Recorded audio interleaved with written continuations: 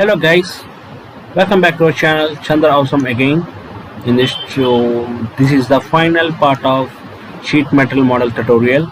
So we are going to work with the thickness. We worked with conversion and extrude.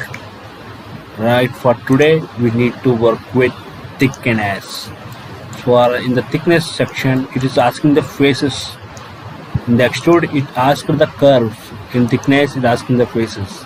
So keep on point of what is the difference between them. Okay guys, so it is asking a face to extrude. Even you can also select the sketch also, so it is going to be thickened in that direction. So you can increase the thickness of it as per you want. Okay, or else you can even select the faces of other sheet metals also. As for example, click on it. We can manually add like this, or else we can do other than that. Let's deselect it, and when I clicking on one face, it is asking tangent propagation. We know what is tangent propagation. It just follows the adjacent path of it. So when I clicking on it, the whole edge to be undergoes to the thickness operation. The curve is not working because the thickness is over. When I give 1, you can see the other sheet model as create thickened from the original model.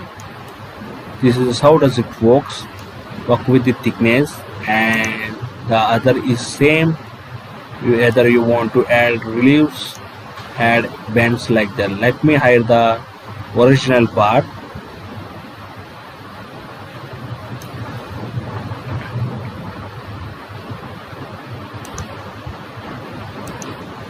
So I hidden the original part, and we are working with the new thickened sheet metal model.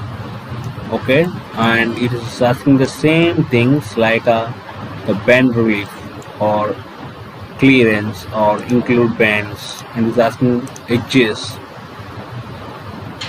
which edges it want to be bent. Actually we don't have here because here I selected an edge. That's why you are not able to see that. I hope it is same like what we selected in conversion tool, edges are to be bent. So here also works like a same. So there is nothing difference in this guys.